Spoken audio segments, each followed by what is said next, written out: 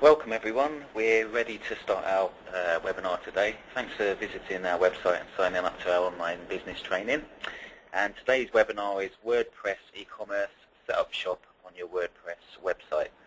So as always, we just want to make sure you can hear our presentation and see my slideshow. So if you can type in yes into the chat boxes for me. Just going to check that now.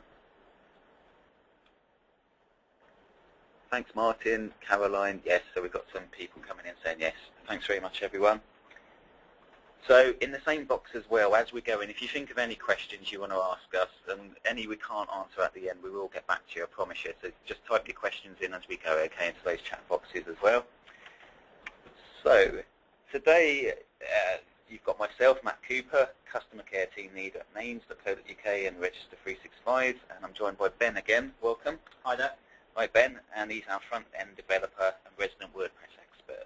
And you may remember us from our previous webinar, which was setting up the photography site, wasn't it, in WordPress?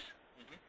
And we're continuing the work we did on the last webinar, but this time on a subdomain. So if you want to follow our progress, just simply open another browser window and type in shop.wordpresswebinars.com. So it's wordpresswebinars.com with just the shop part at the beginning, okay? Brilliant. So today we're going to show you how to extend the functionality Ben made in the photography website by adding the WooCommerce plugin to your website. So this allows you to sell items, both physical and digital, on your website. Ben's going to show you how to set up the VAT, delivery and postage charges, how to set up the payment processes, of course, so you can take some money, and monitor those sales that come in, and some extras as well. So I'm going to hand over the screen to Ben now, and he's going to walk you through setting up the shop. I'm just going to switch over the tabs. That's what we opened earlier. There we go. Over to you, Ben. Cool. Thanks very much, Matt. So yeah, as Matt mentioned earlier, what we've done, we've duplicated the website we created in the previous webinar, how to make a WordPress website or blog. If you haven't seen that, definitely worth checking that out. It's a really good kind of introduction to everything, and it's available on our YouTube channels. So as Matt mentioned, this time we're working on the shop.wordpresswebinars.com domain, and it's continuing in the same kind of theme as we did last time. So as if the shop owner is a photographer, or the website owner is a photographer, and of course we're going to add some e-commerce capabilities, allowing the website owner to sell their images in a digital or downloadable form, and also in a physical form, and we're going to add some variations to those products as well. First thing to do, actually, if we jump back into the WordPress dashboard, one thing I want to cover right at the start is SSL and security on your website. What we've done, we've gone ahead and added a SSL certificate that is available on https://shop.wordpresswebinars.com.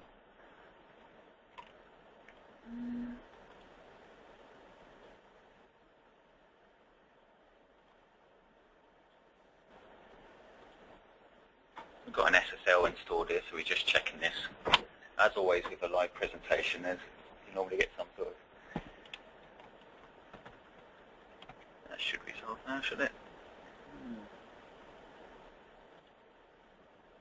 No, well, we've installed an SSL anyway on there, okay? We haven't got it working live for you today, but use your imagination. There should be a little green HTTPS in the top left-hand corner, okay? No worries. Slight technical hitch there, but SSL, give you a kind of a bit of background, a bit of reasoning behind that. When you are dealing with customer information, their names, addresses, depending on the payment process that you actually use, you want to make sure that the communication or the tunnel between the customer's browser and the website is encrypted. Not only does it add a layer of security to the site, it also gives your potential customers a really good impression of your site that you're taking security seriously. Okay, so in the dashboard here, we'll go straight down to the plugins and add a new plugin. If we do a search for WooCommerce in the top there and hit enter, we'll go to Add New actually and do it for the search box there.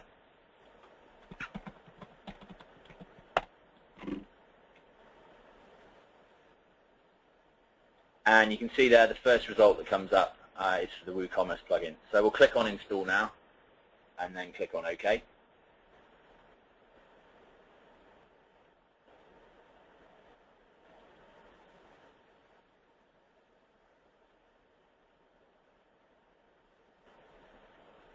Takes a bit of time to install the plugin, but as a quick kind of overview, WooCommerce is a really good e-commerce platform. It's a really good way for you guys to start selling products on your website.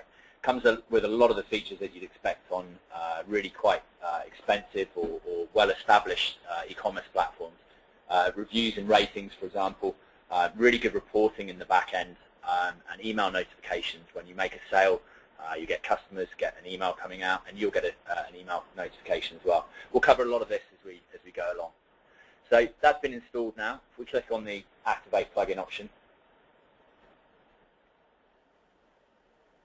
and you'll see on the plugin page that loads up, straight away there's a dialog box at the top here that's actually really, really useful, and I'd recommend using it. When you install the plugin, it gives you the option to install the WooCommerce pages, and it does a lot of the configuring for the shop automatically for you.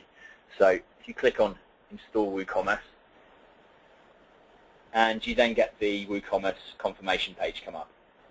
If we come back to the front end of the website though and just take a quick look and quick refresh for those who followed along last time, or if you're seeing it for the first time, we've got a header image at the top here with navigation, horizontal navigation. As you scroll down, that then glues to the top of the page. You can see here we've got the pages that we created last time. So coming back to the back end, obviously we've just created the WooCommerce pages. If we go into the pages list, you can see the existing pages that we created last time, so home, gallery, news, and contact. And then also, they're listed alphabetically, also the additional pages that WooCommerce has created, so cart, checkout, my contact, my account, and shop. So we want to add a couple of those pages straight away to our navigation. So if we go across to Appearance and then come down to Menus, you can see here's the menu system that we've got in place at the moment, and you can see here on the most recent tab the additional pages that have just been installed as well. So we want to add probably the cart and the shop pages to the menu as well. So click on Add to Menu, and you see they appear on the right hand side here. It's the drag and drop interface that we used last time. So we'll just click and drag and adjust the positioning of these how we want them. And if we click on Save Menu, come back to the front page of our website and refresh again. And you can see here we've now got the two additional page elements that you want to make available to your customers. So if we click on Shop, you can see you get a message that will pop up indicating that there's no products in the shop at the moment. And similarly with Cart, it will just tell us that there's no products actually in the cart. So if we jump back into the back end, we'll go through some of the settings with WooCommerce. In the left-hand menu on the side here, we've got two additional menu items that weren't there before, the WooCommerce menu and the products menu. We'll go through a few of these as the webinar goes on. WooCommerce on the left-hand side here, you've got an orders sub-menu item. Any orders that you receive that your customers make, they'll all be listed on here, and you'll be able to see the delivery addresses, for example, the totals, and you'll be able to go into those orders and view in a bit more detail about what your customers have actually purchased. The second option on here is coupons. Really good feature that comes with WooCommerce is the coupon or voucher capability, allowing you to create vouchers for your products to give your customers discounts. So you can run sales from time to time, enable the coupon system, set expiry dates for those, and limit the numbers of sales that you want those coupons or vouchers to use. Really easy system, and those familiar with adding posts and pages will be familiar with both the orders and the coupons kind of system. The way that all works, it's using the WordPress functionality. Reports, as you start getting more and more sales in, you can display your sales in various different ways. See what products are selling really well. See at what point in the month you get your most sales, for example. Maybe make decisions on your marketing based on that as well. With any of your sales, you can choose to export to CSV file. This then facilitates really easy kind of integrating into Excel or into any accounting package that you might use. Settings is the one that we want to really concentrate on to get started today, though. When you click on the settings option, you get various tabs running across the top here, allowing you to configure your shop in various different ways. So the general tab that opens up to start off with is the one that is quite important, depending on where your shop resides or where you do the majority of your business will define probably the currency that you want to work in.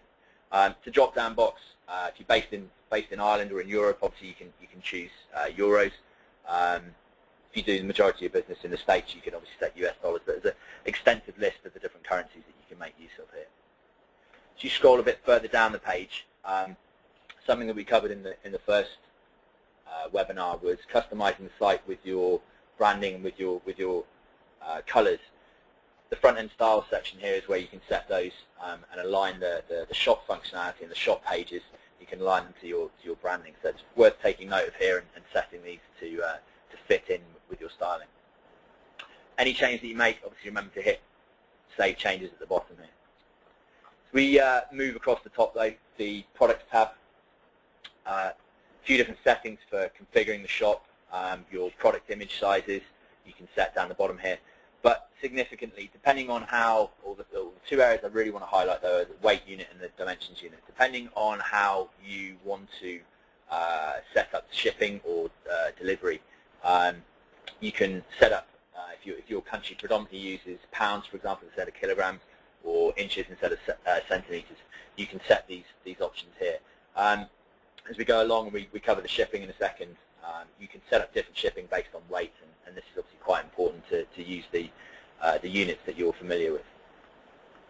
So moving along, tax is another really important one and something you need to consider before you start shopping. If you are a VAT registered business, then you can come onto the tax tab and check the enabled taxes and tax calculations. There's a few settings on here, so that are really worth highlighting. As we scroll down, the price is entered with tax. So it's really whatever you feel comfortable with. If you're predominantly selling to customers that are consumers that wouldn't necessarily be able to claim back the VAT, then you probably want to work in prices inclusive of VAT. You can set that radio button there. As you scroll down, a couple of other ones that kind of coincide with that is how you want to display your prices in the shop. So you have a drop-down box here of showing the prices including VAT if you're consumers that don't claim the VAT back. If you're predominantly selling to customers that would claim the VAT back, you probably want to display your prices excluding VAT. The site will still take this into account and charge the customer VAT, but it means that the business, the end user, has a really good idea of what it's actually going to cost them once they claim their VAT back. Also, depending on these settings, it's worth setting the price display suffix. So if you're displaying your prices excluding VAT, then mention here excluding tax or excluding VAT, and the same if you're doing it including VAT, just inc.VAT or something like that would work well. Thing to bear in mind as well, tick the tick box for enable taxes and tax calculations and come on to the standard rates. So obviously in the UK here, VAT is at 20%. If you're configuring it for the UK, you click on Insert Row and set your percentage here. You would set up different classes for different types of products. So if you are VAT registered, there's some products that you might sell that you don't actually charge VAT on. For example, children's clothing, and I think a lot of educational products, there's no VAT charge on them. So you can set up different classes here where you don't charge VAT if you are VAT registered, just by inserting additional rows and setting the VAT percentage. And then as we go a bit further on and we start configuring products, I'll show you where you can then set these classes. For the purpose of this, though, we're going to continue without being VAT registered. We'll move across to the Checkout tab at the top here. So this is where you configure how you want to allow your customers to make payments on your site. So by default, if you like, fresh out the box with WooCommerce, you get a couple of different options running across the top here. So you've got backs if you want to allow your customers to be able to make bank transfers directly into your bank account. So if we click on this, think back is already enabled, so you can see that on here. It's enabled by default as a payment option for the customer. By check, so you'd expect the customer to send in a check and you bank it and the payments are cleared before you dispatch your product. We'll disable that for the time being and click on Save Changes. Cash on delivery, depending on the type of products that you're selling, it might be a suitable option for your customers. If you're selling large items like furniture, for example, you do your delivery in-house, then you might want to work that way, and some of your customers might prefer to pay for their goods when they're delivered. The last option that comes by default across the top here, though, is PayPal. Almost anyone has a PayPal account now. If you use eBay, for example, PayPal is the preferred payment method on eBay. By default, it's enabled, and the option is checked. At a bare minimum, the one thing you want to set in here for being able to sell by PayPal is entering in your PayPal email address. You can see we entered one in there previously. So PayPal at WordPressWebinars.com. Set that. And then obviously remembering at the bottom to save your changes. What this means is that once you've added a couple of products, and we'll go through this process and we'll show the checkout process. When the customer gets to the point when they're actually paying for it, they'll have a couple of different payment options and they can choose to pay by PayPal. PayPal standards redirects from your website to the actual PayPal website where they would log in if they're an existing PayPal customer, or they would create a new account and pay by credit card if they're a new PayPal customer. Once that process is through, they then get redirected back to your site for a payment with a payment confirmation page. So it's just something to bear in mind with the PayPal standard. While it's really convenient and really good, it does involve them actually leaving your site. Although it's a fairly automatic and transparent process, they leave their site and then are redirected back to your site. And it's a setting you want to probably configure in PayPal to where they get sent back to on your site. So moving across on shipping. Again, like the checkout, it comes with some shipping or delivery options set up by default. So we'll kind of configure a couple of these. To start off with flat rate shipping. If we enable this, so kind of fresh out of the box, it's going to give us two different types of delivery.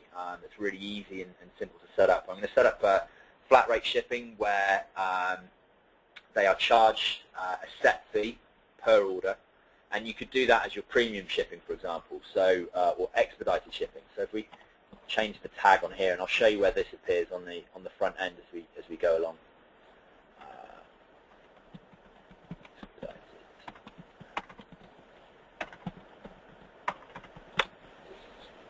Expedited delivery, and we'll set a cost per order of £10. As we scroll down, we'll click on Save Changes.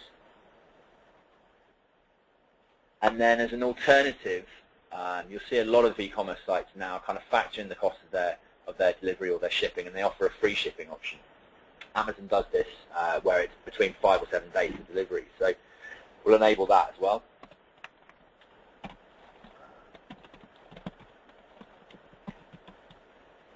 And set the label for that shipping method that appears on the front end for 7-day delivery. So we'll save that too. Accounts, it's a really good feature to try and encourage customers to come back and make their experience with you as a website where they're purchasing things from as easy and as seamless as possible. By default, when your customer checks out, they get the option of creating an account.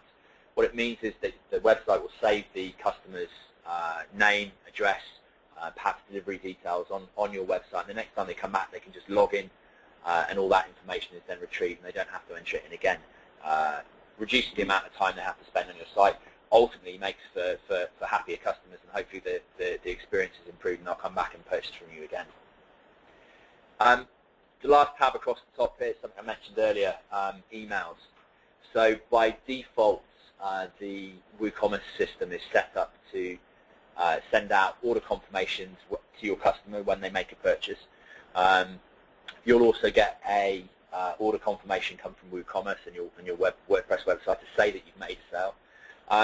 Depending on how you dispatch things, you can choose to send a delivery note to the customer when the when you've actually arranged the delivery and it's been picked up and it's been sent out. If you do tracking numbers and things like that, you can configure that to be sent out with the delivery confirmation. So from the emails tab at the top there is where you can set a lot of the default settings. So we obviously set the name of the website as the photography website previously, and the from email is the email that we set in the previous webcast. So we scroll down though, the email template. This is where you can customize the appearance of your email. It's really, really good. It kind of reaffirms your website branding. So here you've got header image at the top. You can use the media uploader to upload an image, and that would be, say, your company icon that would appear at the top of the email when it gets sent out. You can set the email footer text here, so you could add in your Facebook and Twitter profile, for example, or an email address for them to contact you if there's a problem with the delivery or anything like that. And then down the bottom here, you can set the colors of all the emails as well. So you'd want to align this with the branding of your website to kind of reinforce brand identity when you're sending out these emails. So that's kind of a really quick overview of a lot of the settings. It's a lot to take in, but the ones I've really highlighted are the things you need to properly consider before you start selling online.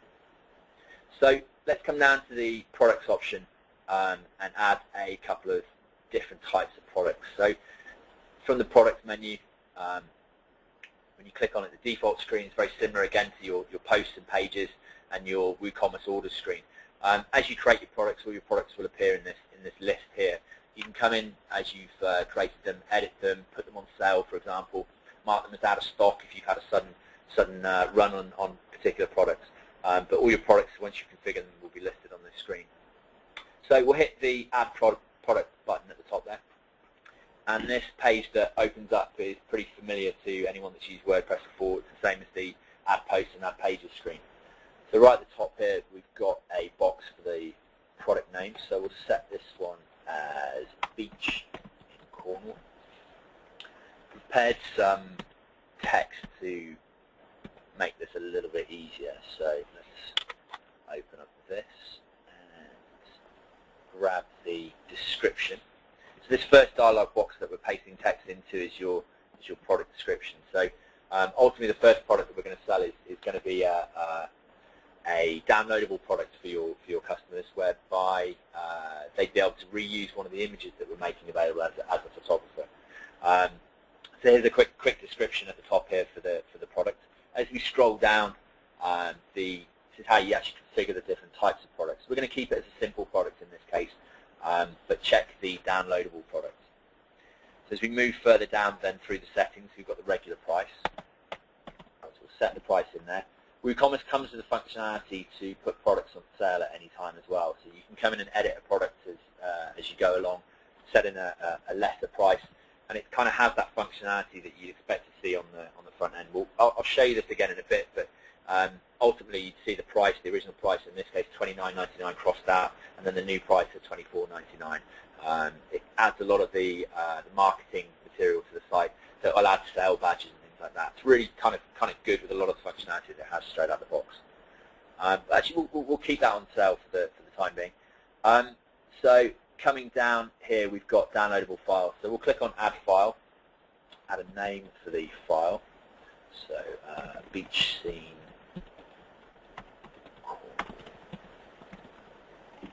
And then we'll choose the file and we'll upload the images to the website. So it's the media library and the upload functionality that we've seen in the previous webcast. Click on Upload Files and click on Select. And we'll choose the two files that we've got here. And click on Open. Okay. Those have not uploaded. Let's just close that and we'll upload them another way. So we'll come up to the top here and save the draft in the same way as you have with posts and pages. At any point while you're halfway through, if you're not ready to publish the actual product, you can click on Save, and that will then just appear in the Products menu across the left-hand side here. We come up to the Media Gallery and we'll go to Add New, and we'll try uploading these images from here.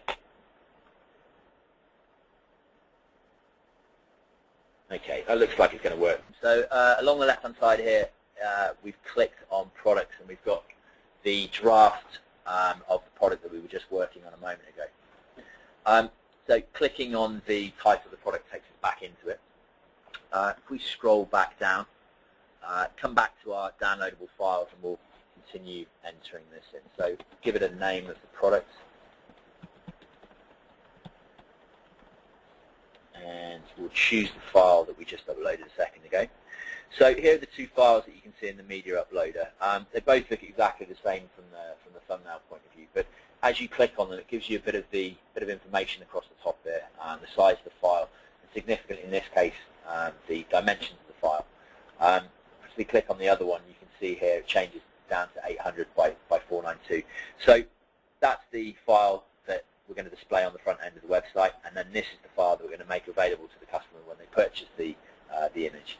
So click on Insert File, and you can see the URL of the file appears in there.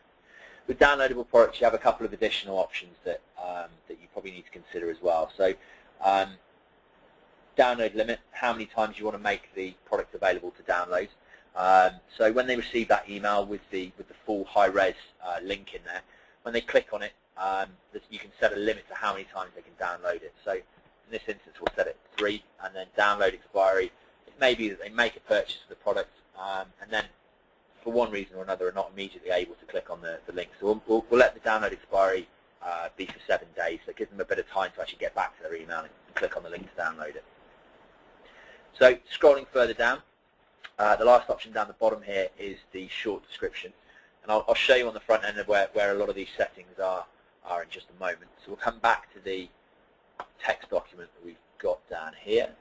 We'll grab the short description and then paste that in there.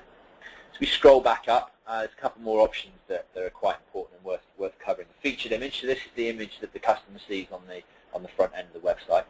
So we'll click on that. Again, we want to actually display the lower res, or the smaller image this time, and that's the one on the left-hand side there. Clicking on that, we get the tick in the top right-hand corner, and then we'll set the product image. See, that should appear there. There we go. And as you scroll up, product categories and product tags. So I discussed this in the first webinar that we did when we set up the basic website. When you're adding posts to the site, it's always a really good idea to categorize and tag them. And the same still kind of stands true with when adding products to the site as well. What it really comes down to is how many products you're actually going to be selling. If you're going to be selling, if your product catalog is in the thousands, then categorizing and tagging your products is a really good idea. It allows your customers a much easier way of finding the products perhaps that they want to sell. If your catalog, if your product catalog is quite small, if you're only selling half a dozen images, then categorizing and tagging them probably isn't quite so important. All your products will be displayed in quite a small space on one page of the website, and they'll be able to see everything that you sell anyway. So scrolling up, we're happy that all the changes that we've made to the product, we're happy all those are, and we're good to go and publish the product. We click on the button there, saves all the changes that you've made, and then gives you a confirmation at the top here that the product has been published. So if we come back to the front end of the website, click on the shop link again, and the page loads up, and as you scroll down, here you can see the product that we've just configured and published to the website. So you can see there's a thumbnail image of the product that we're selling, the title of the product. You can see where we set it on sale in the back end there. Automatically we get the sale badge in the top right hand corner there, and it highlights the previous selling price and the new selling price, or the sale selling price on the front here as well. For simple products like this, the call to action button is automatically set up, allows you to straight away, just with one click, put it into your cart and in theory check out very, very quickly. If you click on the thumbnail image or the title though, it takes you into the product and obviously gives the customer a little bit more information. So there we've got the title that we set, the sale price, or the original price and the sale price, and here's where the short description that we set when we were editing the product appears on the front end. Underneath here we've got the product quantity.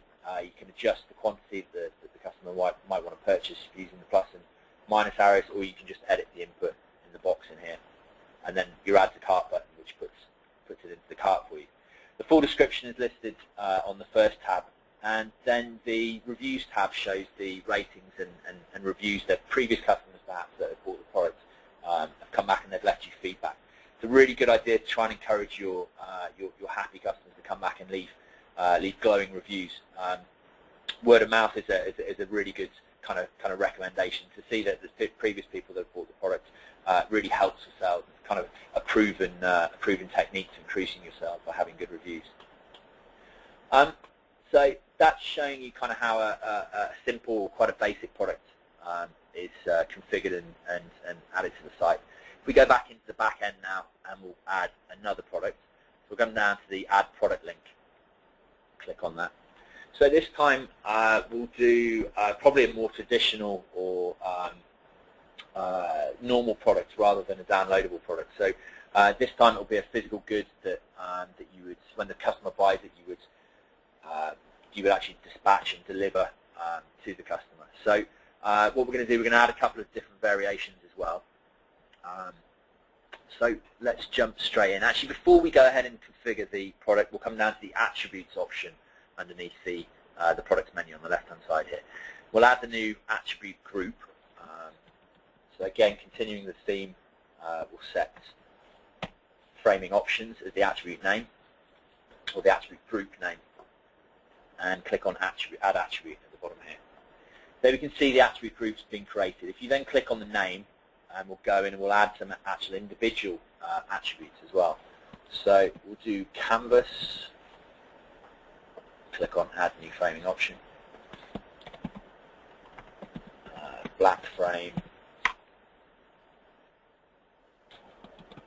and white frame.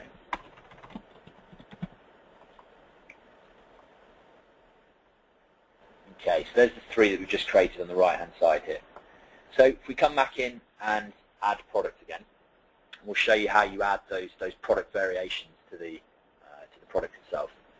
So we'll set the title this time of Food in Cornwall. Come back to our text document and add in our large description. Paste that in there. As we scroll down, previously we kept the product type as a simple product and check downloadable. This time we're going to, from the select box, choose variable product. You'll see a few of the options disappear, and we'll see where they appear on the other tabs as we progress through here. Coming down to attributes, then we need to pull in the attributes that we just created for this product. Choose framing options from the drop-down list and click on Add. The framing options dialog box appears, at which point, if you click on Select All of those attributes or variations, that's what they will now be, get pulled into the dialog box here. And we want to make sure that we've checked the Use for Variations tick box here. Click Save Attributes at the bottom and come down to Variations. And this is where we set up the product variations. Link all the variations and click on OK. The dialog box pops up confirming that we've got 3 variations have been added. And again, then clicking on OK. And you can see now how we configure and set those variations. So we've got the black frame variation, the canvas variation, and the white frame variation. Come up to the top here, we can set the regular price. So black frame, let's set this at $89.99. It's not on sale, so we won't fill in the sale price. We'll set the stock quantity at 100, and we'll set the weight at 5 kilograms. As you scroll down to the canvas option, so this is the more basic one. So let's make that slightly less. Let's do $69.99. Again, 100 products in stock, and we'll set weight at 2.5 kilograms. And then finally, the third option, we've got the wide frame. So that's similar to the black frame. We'll set the same price,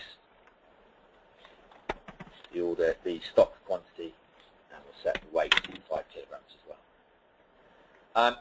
Let's set the images for each of these variations as well. So if we come to the thumbnail here and click on it, go to Upload Files, and we'll upload some additional images for this type of product. So we've got the additional image, holding down Control or Command on a Mac, and then doing multiple select to upload more than one image at once, and then click on Open. And they're uploading okay. So you can see there we've uploaded a image to appear on the website, a high-res version of the image. If we come to, in the future, we come to actually sell that in a similar way to the first product that we created, where we allow the customer to buy the original image at a high resolution. And then our two framing options that we're going to use as well. So in this case, we want to set the black frame for the black frame variation. And as we scroll down, we'll set the canvas option. Just use the normal image for the canvas option, and then finally the white frame. We'll set the variation there. Last option down the bottom here, the product short description. So we'll come back to our copy that we created earlier. Take a copy of that and paste it in. And then as we scroll up, on the right hand side, we'll set our featured image again.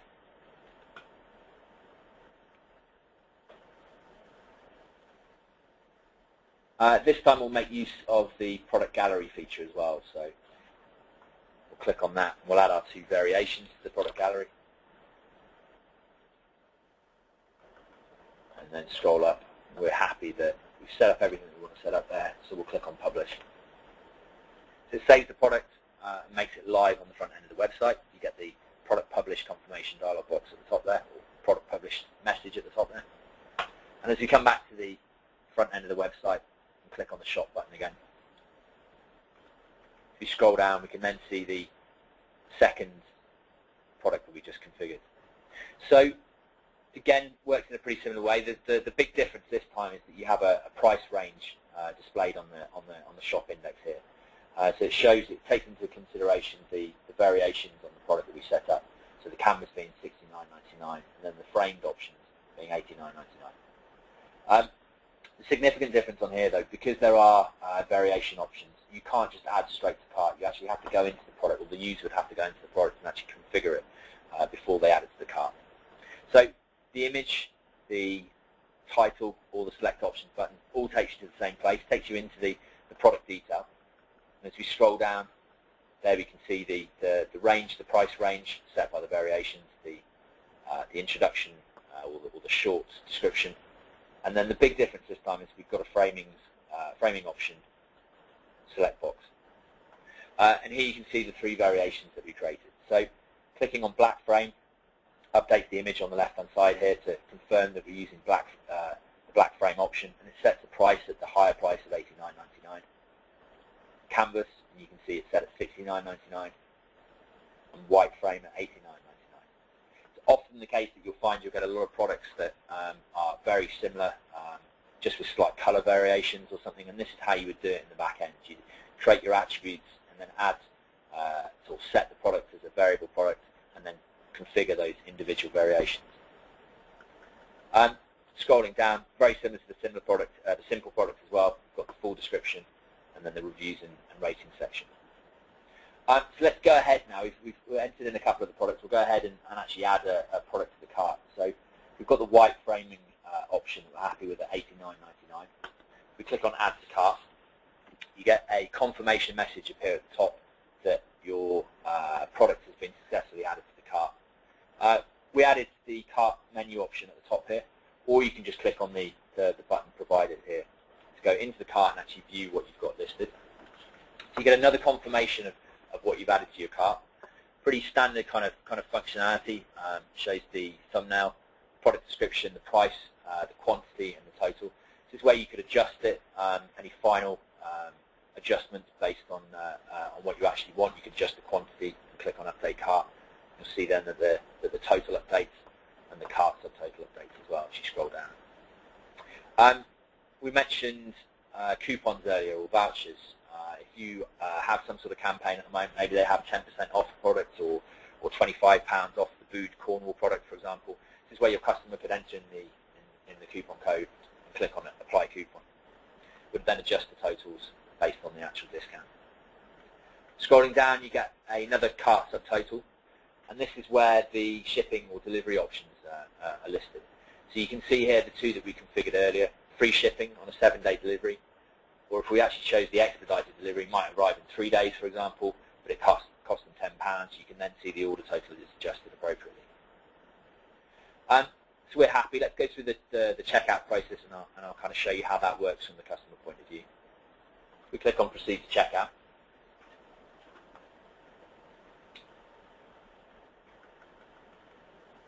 And you can see here on the checkout page you have two different forms that you can fill in. The billing details and the ship to a different address. Depending on how you configure your site, you might allow your customers to purchase items and have them delivered to a different address. There's an option in the back end where you can enable and disable this. But ultimately, the billing details are where, if they're paying by card, for example, on PayPal, where the card is registered to. So they'd enter in their name and address. Let's go through the process of doing this.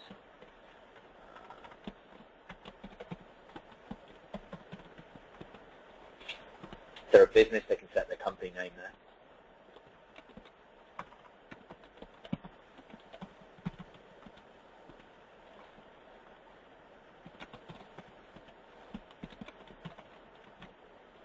We set the town, we set the county. The customer would enter in their postcode. Let's do our postcode here. Customer would set their email address. So joe.blogs.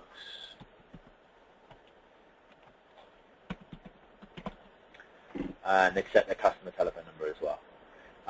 Note all the fields that have the star next to them, they're mandatory fields. Just means you make sure that you get all the information you need from your customers. Again, it's configurable through the back end. You can add extra fields if there's certain other information that you need to collect from your customers as they're checking out. Customer has the option to ship to a different address currently. They uncheck that, and it just leaves the order notes, and they know then that their product or the items that they're purchasing will be delivered to the billing address. So as we scroll down to the bottom, again the customer gets another confirmation of what they've ordered. So the two white framing products of food in Cornwall. Know that they've set flat delivery rate, but they could make a decision to change that to a radio button. And then finally at the bottom there's the two payment processing options that we configured earlier. So the bank transfer and the PayPal option. You go ahead and select PayPal and click on Proceed to PayPal, and we'll kind of demonstrate what we were talking about earlier. This is where the site, we need to actually set a phone field. I didn't listen to my advice about the asterisk and it being a mandatory field. Set a telephone number in there, we'll click on Proceed to PayPal. The really good example kind of there, the WooCommerce checks to make sure that your fields are entered, and it gives a really helpful message to the customer, letting them know what fields the customer has missed and what they need to fill in before they can proceed to the actual payment. So PayPal website loads up. This is where the customer would enter in their email address and password to log into PayPal and then confirm the payment. Once they've clicked that, PayPal then redirects them back to their site where they see the order confirmation page. We'll demonstrate that actually by doing the back payment. So if we hit back, we'll change our payment decision. We'll go to direct bank transfer and click on place order. For direct bank transfer, you want to make your bank account, your sort code, for example, available to the customer. Again, these are options that you can set in the back end, all through the WooCommerce settings options. So there we've got our product or order confirmation page. Again, confirms what the customer has just ordered, gives them their order number, the date they ordered and the totals, that they've ordered by or chose to pay by direct bank transfer, and again further confirmation details.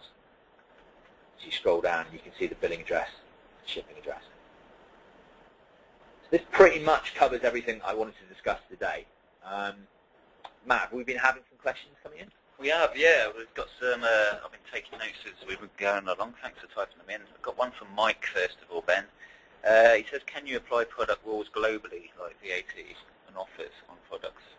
Okay, yeah, that's a really good question, actually. I probably only touched on that earlier, but yeah, if you've enabled VAT on your website because you're VAT registered, and the products or some of the products that you sell, you don't charge VAT on, you can set them with a different VAT class. If we come back into the back end and go to WooCommerce and go down to settings, this is what I touched on earlier with the on the tax options. Tab and then click on standard rates. And this is where you set up your different tax options in here. So you'd set up a 20% one, and you'd set up a 0% one, save the changes. And then when you configure the product, we go back into our products menu. Say, for example, this was children's clothing where we don't charge VAT on. You can come in and you can configure the option to use a different, got different shipping classes. Let's have a look.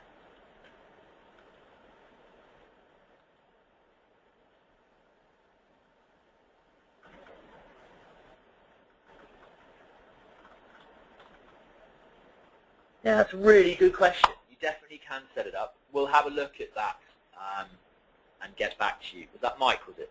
It was Mike, yeah. Yeah, Mike, we'll drop you an email and just confirm exactly how to configure that. But yeah, just so you are aware, you can definitely configure it on an individual basis. So it's easy updating. It gives you more time, doesn't it? Yeah, definitely. Brilliant. Hope that answers your question, Mike. Moving on to Tom, and he asks, how can you use other payment methods? Okay, yeah. So we discussed when we were configuring the site the fact that you can use different payment providers. So it comes by default. If we go back into the settings, it comes by default with Bax, check, cash on delivery, and PayPal. There's a couple of different payment providers that you might want to consider using that are really good. A competitor to PayPal has come about over the last couple of years called Stripe. Stripe's really good. It's marginally less expensive than PayPal on a per transaction basis.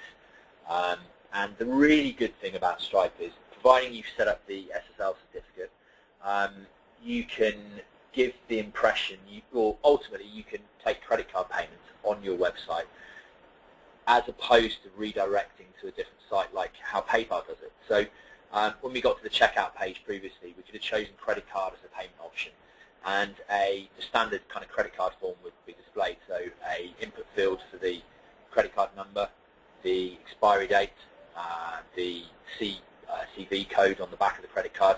You'd enter in all these details and click on proceed, and the payment would be taken. Now, what actually happens, it kind of gets around the PCI compliance, which is like a kind of a legal requirement when taking credit card information. It's a secure form that comes from Stripe, and the processing, although it appears to the customer that it's done on your site, it's actually done with a secure form that comes from Stripe itself. So two major plus points there. The customer's not leaving your site to make the payment.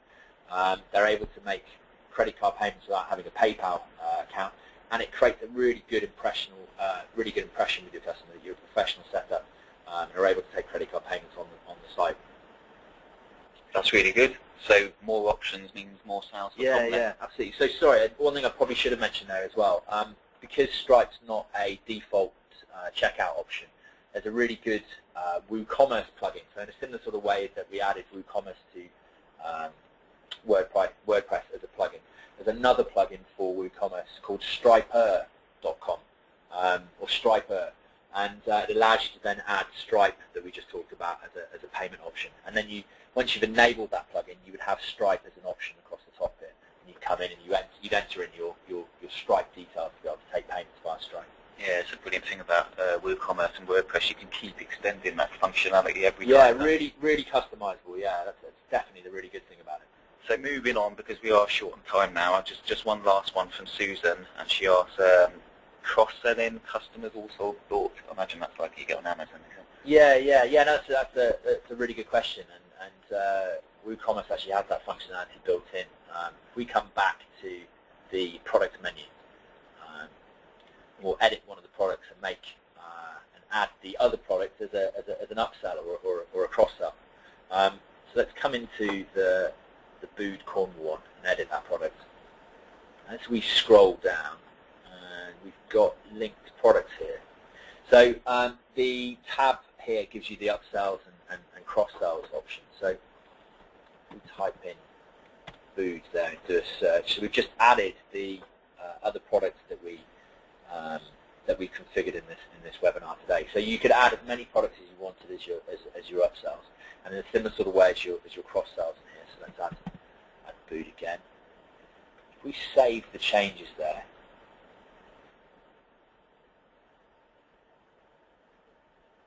actually I'm editing the food one, aren't I? Let's add the beach one in there. That would make a bit more sense. You don't really want to upsell the same product.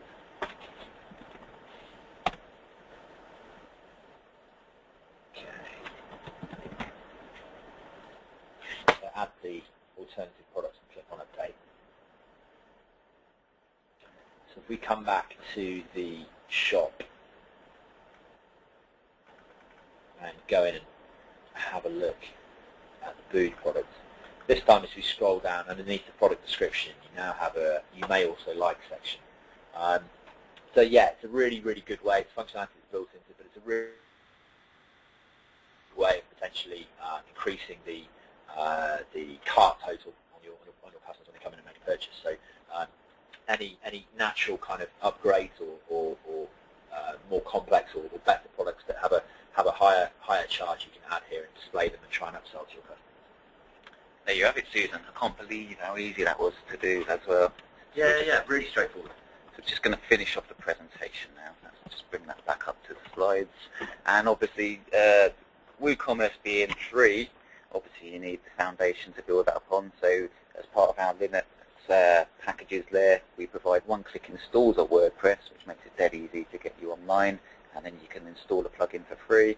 And we've got packages there for single domain names and also multi-domain hosting, so you can have more than one domain name, more than one shop online. And our contact details listed below. You can contact us on webinars at freeobt.com, and our telephone numbers and our websites there, names.co.uk and register365. Thanks for signing up today. Keep an eye on our online business training channel. Thanks again to Ben. Thanks very much. No problem. And this website webinar will be uploaded to YouTube shortly if you want to go through it at your own pace. So looking forward to see your shops online soon. Take care, everyone. Bye-bye.